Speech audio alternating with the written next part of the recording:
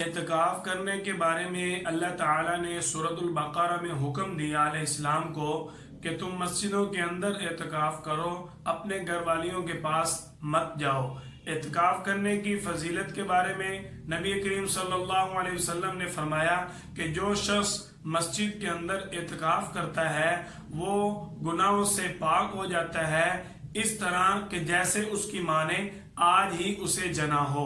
دوسری چیز کہ اعتکاف کی کل 3 قسمیں ہیں۔ نمبر 1 واجب اعتکاف، نمبر 2 سنت اعتکاف، نمبر 3 مستحب اعتکاف۔ واجب اعتکاف جو اگر کسی شخص نے نظر مانی ہو کہ میرا فلاں کام ہو جائے میں اعتکاف پر ضرور بیٹھوں گا، اب اس شخص کے لیے اس اپنی نظر کو پورا کرتے ہوئے جب اعتکاف پر بیٹھے گا تو اس کے لیے روزہ رکھنا لازمی ہے۔ یہ اعتکاف اس کے نظر ماننے کی وجہ سے اس پر کرنا واجب ہوگا۔ نمبر 2 سنت اعتکاف، یہ نبی کریم صلی اللہ علیہ وسلم کی سنت مؤکدہ ہے۔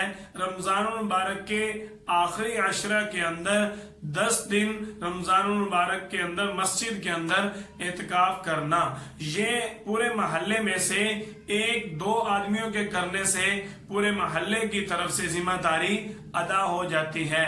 یہ اعتکاف سنت علی الکفایہ ہے، یہ آپ صلی اللہ علیہ وسلم کی سنت ہے۔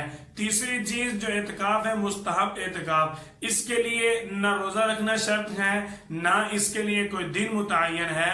جب بھی بندہ مسجد کے اندر آئے تو مستحب اعتکاف کی نیت کر لے۔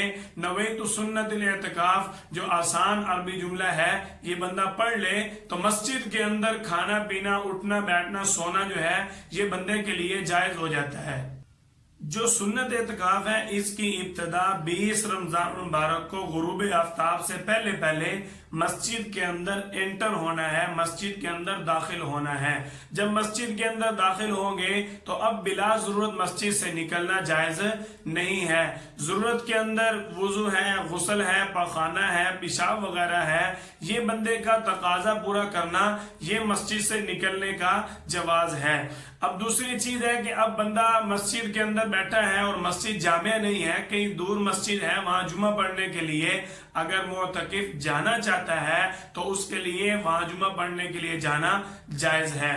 دیکھیے اعتکاف کرنا پیر نبی صلی اللہ علیہ وسلم کی سنت مؤکدہ ہے، اس کی کتنی بڑی فضیلت حضرت ابو ہریرہ رضی اللہ تعالیٰ عنہ سے مروی ہے کہ آپ صلی اللہ علیہ وسلم نے فرمایا جس طرح دنیا کے اندر بڑے بڑے لوگ بڑے بڑے قطب ابدال ہوتے ہیں، اسی طرح مسجد کے اندر بھی اللہ کی طرف سے بڑے بڑے رحمت کے فرشتے ہوتے ہیں۔ جب معتکف اعتکاف پر بیٹھتا ہے اور مسجد سے نکلتا ہے، مسجد سے کسی کام کے لیے بھی اگر جاتا ہے تو فرشتے اس کو مسجد میں بھی ڈھونڈنا شروع کر دیتے ہیں۔ اگر وہ مسجد کے اندر ہی رہتا ہے تو جب وہ اعتکاف پورا کر کے چلا جاتا ہے تو فرشتے اس کی بیمار پرسی کرتے ہیں، فرشتے اس کی ضرورتوں میں اس کا ساتھ دیتے ہیں، اللہ کی رحمت اس کے ساتھ رہتی ہے۔ دیکھیے دوسری فضیلت حضرت ابو درداء رضی اللہ تعالیٰ عنہ فرماتے ہیں کہ نبی کریم صلی اللہ علیہ وسلم کا ارشاد مبارک ہے کہ مسجد ہر شخص کا گھر ہے۔ جس شخص کا مسجد کے اندر دل لگ گیا، جس نے مسجد کو اپنا گھر بنا لیا، مسجد کے آداب کا خیال رکھتے ہوئے زیادہ سے زیادہ وقت مسجد کے اندر گزارا، اللہ جل جلالہ اس شخص کے ضامن بن جاتے ہیں۔ دیکھیے جس کا اللہ جل جلالہ خود ضامن بن گیا، اب اس شخص کی کامیابی میں کوئی شک ہو سکتا ہے؟